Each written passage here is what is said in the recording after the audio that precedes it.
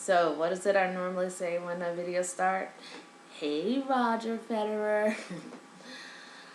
Hope all is going well. I know the opening ceremony for the Olympics was yesterday, and I missed that. But I kind of don't feel bad about missing that because after the opening ceremony in China at the Olympics, I just felt like everything was so over the top in a good way and colorful and beautiful and just of high creativity and magnitude that I just pretty much don't need to see the opening ceremony probably for the next half century after all of that. But anyway, let me get on to tennis. So I hear you're going to be going up against Alejandro Faya in the first round.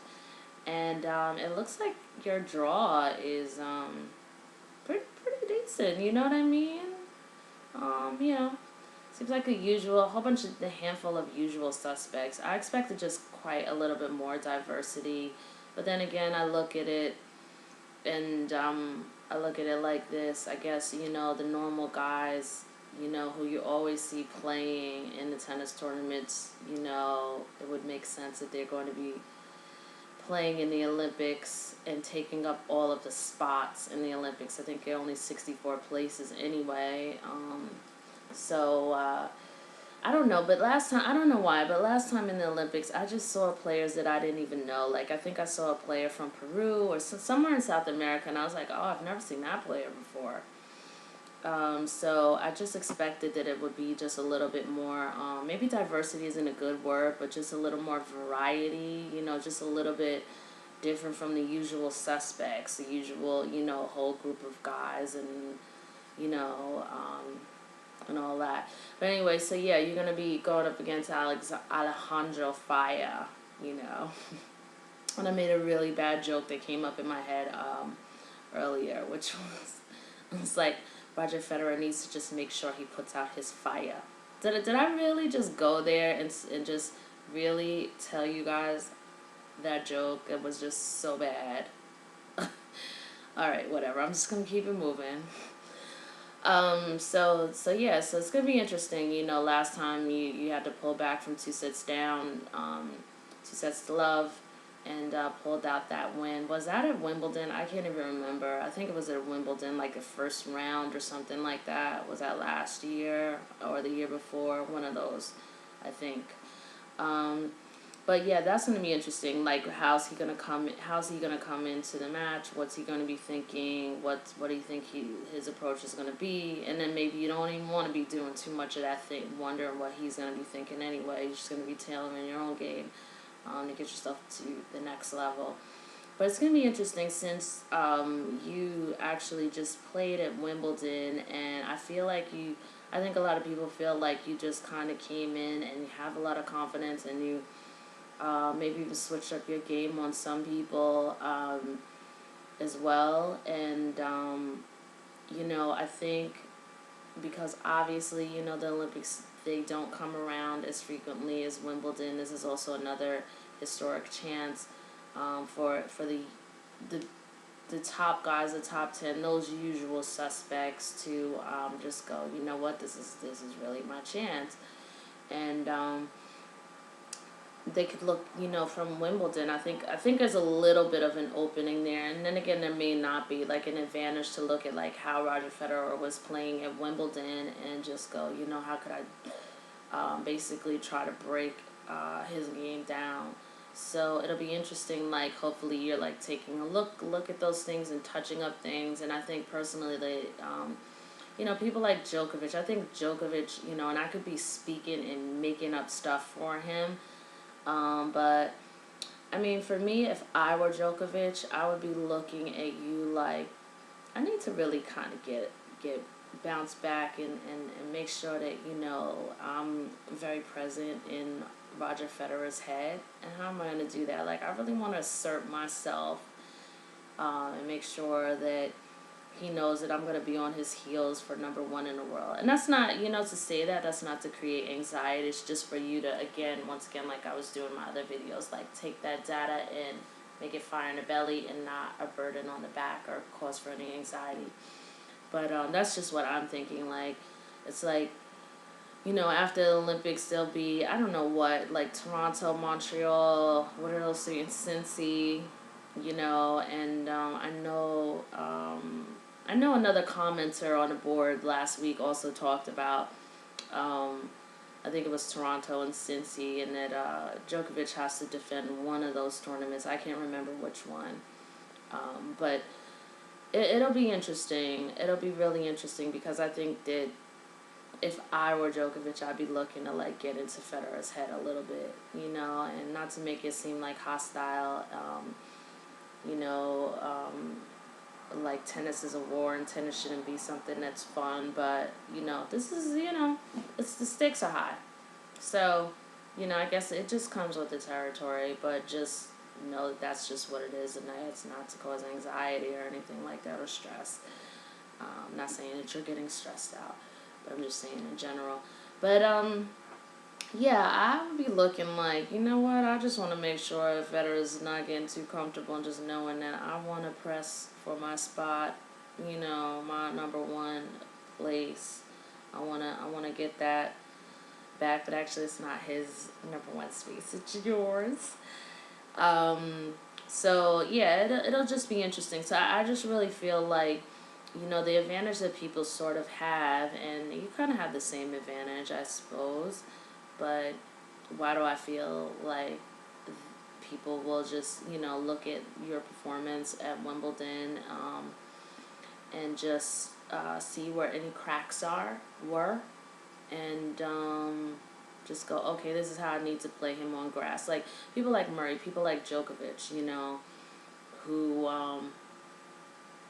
who really want to just get to the next level, getting past you, and particularly Djokovic, I think, will be looking, they'll have the benefit of those matches to be able to just reassess and come up with some additional tactics, I mean, they may not be, but I know I would if I were your opponent, Roger Federer, So, but I'm your number one fan, so this is why I'm saying all this stuff here. So, anyway, yeah, so I mean, the biggest match for me, I think, and the biggest match I think for you being number one in the world is just to remember, I think if you have not, you need to go back and look at that Beneteau match. And I think you should probably watch the whole thing, like take time.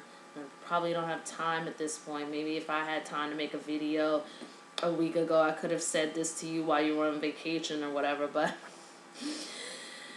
anyway, so, I would, at the least, the highlights are, against Beneteau are all on YouTube, and they're, 15, 20 minutes long, so I'll be taking a look at that. I think a lot of people felt that match, your match against Beneteau, was the best match of Wimbledon, even. A lot of people online feel that way. And, by you being number one in the world, I think a lot of people will be looking kind of at the things that he's done. It's not to say he's done anything unusual, but I guess in a way he did, given your performance on grass, and I feel like he was probably the most formidable player. So, yeah. I mean, he was a pain in the ass. Every time I turned around, it's like advantage Federer. And then next one, 40-40 Beneteau. Like, he was just a pain in the ass. Anyway, and I mean that in a good way, because I understand that he's a very nice guy, so, or nice enough. So anyway, yeah, I'd be looking at that and looking at, he had a really good performance, and I think you said he took a win against you at, what was it, Bercy, or something like that. So I think a lot of people will be looking at that. I would definitely take a strong look at that match and really just try to cut down on some stuff, really try to figure out where you could tweak stuff, because that's how people are going to be playing against you. Everything that worked in that match for Beneteau, people are going to be playing against you. And I know that Beneteau, he serves your backhand a lot. And I know that you kind of been like covering those holes. It's not that you had holes in your backhand, but I'm just saying, like, you're just doing things to make people sort of pay for serving to your backhand. And saw that a couple times subtly in the Andy Murray match and also in the Djokovic match, in those two particular matches for me. So I think really, again, looking at that Benetton match and really just really kind of looking at some things, even the small things. I think now also, given all of what I just went on about for the last 10 minutes, just given what, like Andy Murray being able to just reassess his game against you on grass, and also Djokovic just being able to reassess his game against you on grass and kind of having like this second chance.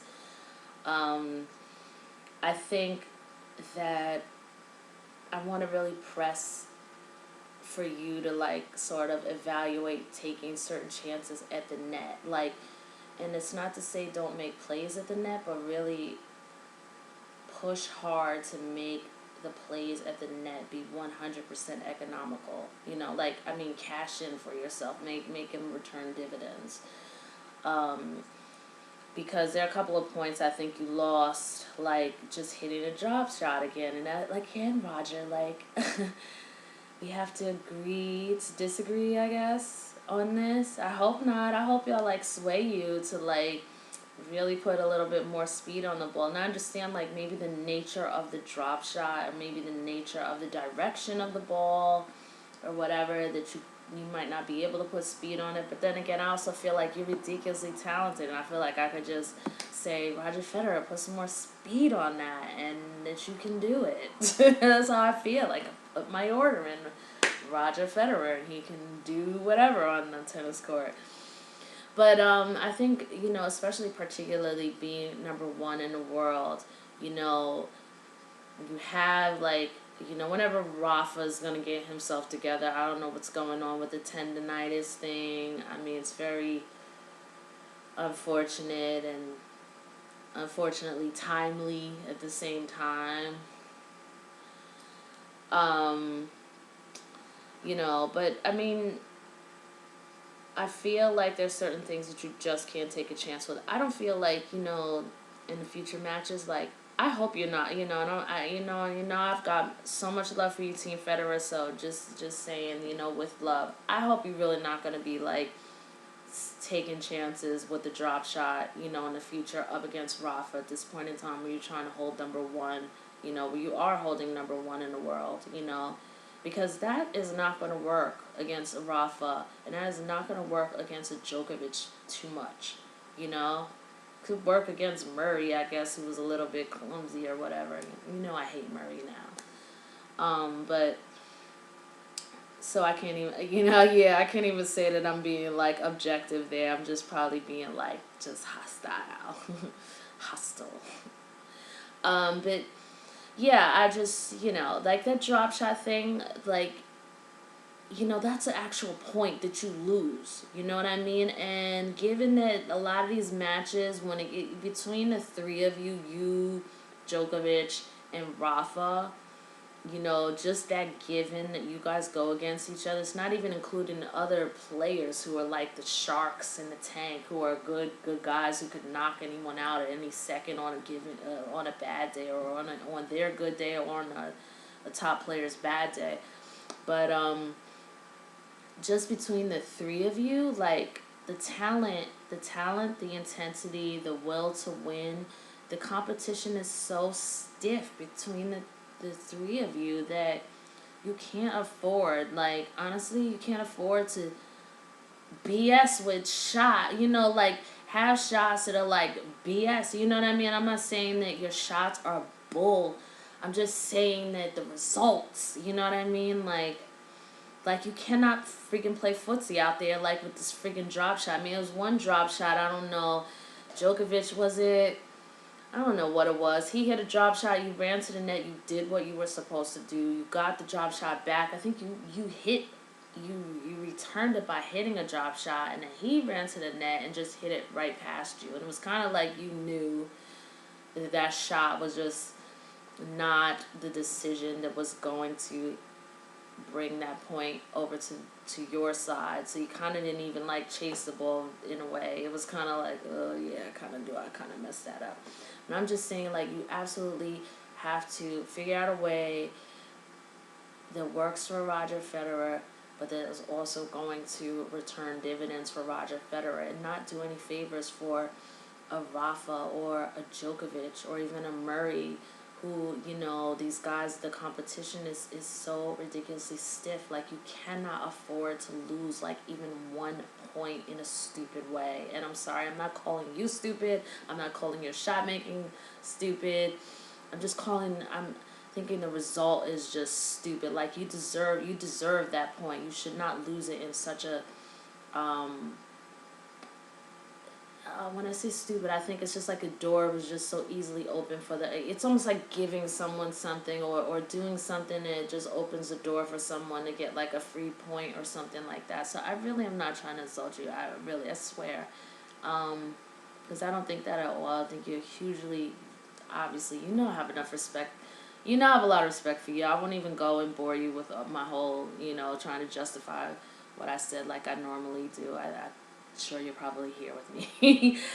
Anyway, but, you know, as time goes on, like, those are going to make the little points. And then you look at, like, some of these matches where, you know, the match is just won by, like, 5 points or whatever. You know what I mean? Like, that 1 point, like, you need that. You need to make sure every single time that your I's are dotted, your T's are crossed, and you need to, you know, either put that ball away, you know, put some real speed on it, or don't hit that shot, you know. And I see you hit the shot lately, like through Wimbledon, and have the confidence to stay at net, and you usually can put it away, which is really good.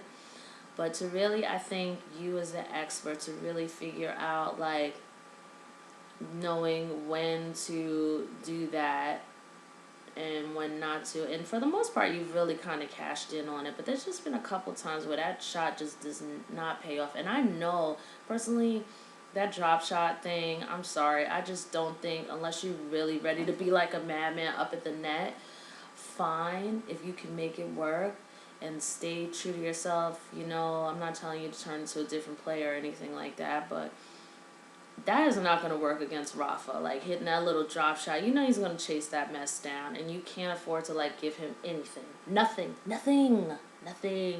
Okay? So, I know I'm kind of speaking very far in the future or whatever, but I'm just saying, like, that really needs some consideration. And also, given the fact, I'm really stressing this because, you know, you're in the Olympics now.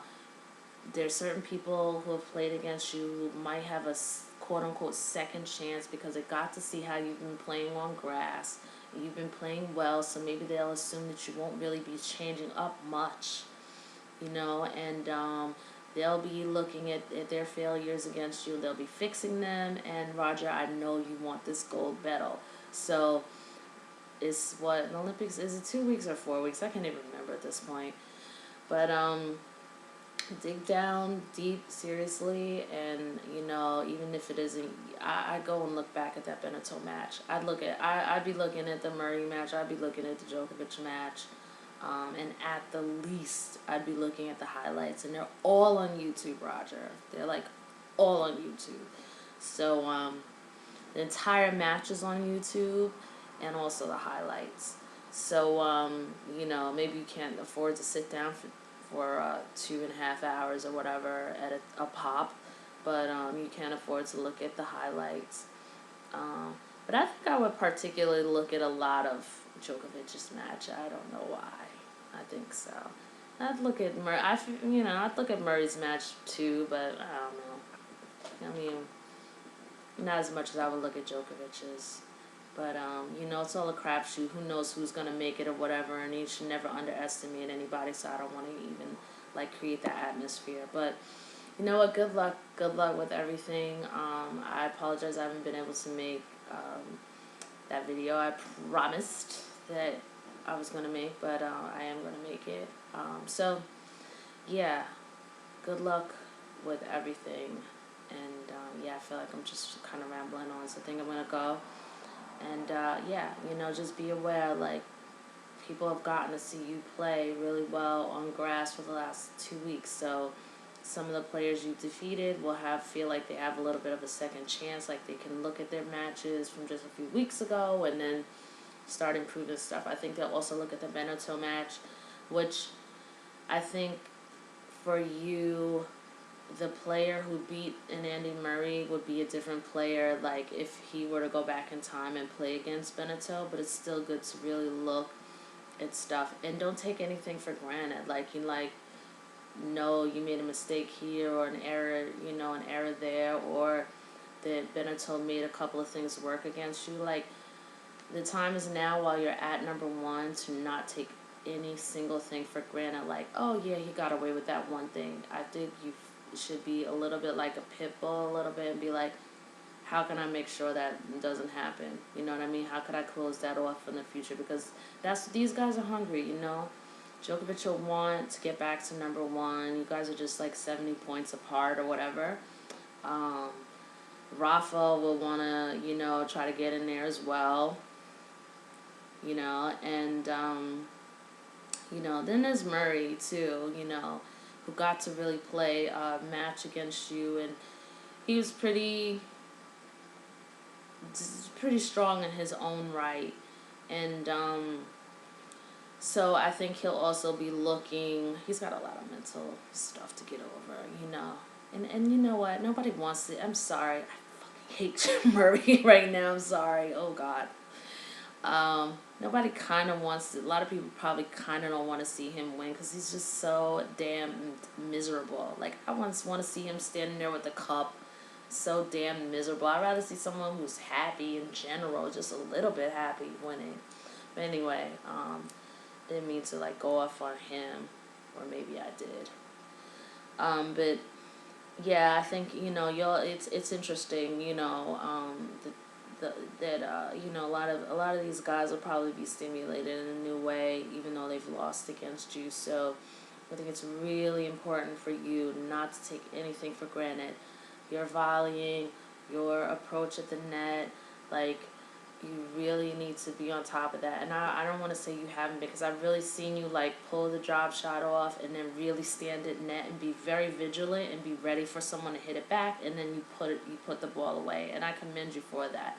But I'm just saying, like, tighten it up even more, because people like Djokovic, people like in the future Rafa, like, that's not gonna work, and that 1 point could be the difference. You know what I mean? And that's why it's important to really start in my opinion, start really micro picking stuff, because again, it's really important, like just the way that I was telling you in a couple of videos, like Rafa and both Djokovic have said, in their year-long rivalry or whatever, like, you can win or lose. It's just a matter of a couple of points. And you already know that, Roger, but I'm just saying, like, these two, that's the way that they've been thinking, and they've been talking it into the media.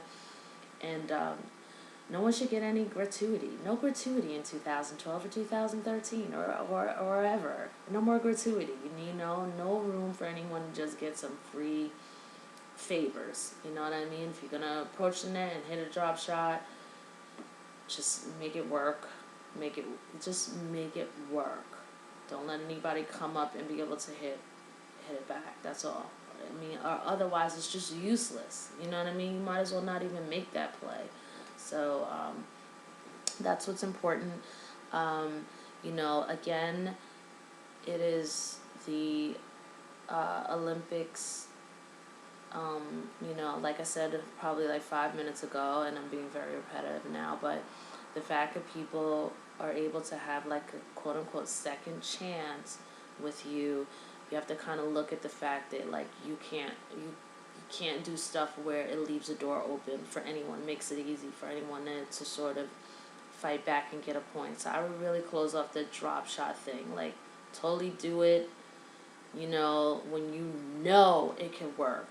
For sure. And you've, like I said, I don't want to confuse it. Like, you've been pretty darn good with it, but there's a couple of times where it just didn't work. And, I'm just saying, like, that point could really be the difference between gold and silver. And I know you want gold, so, no favors.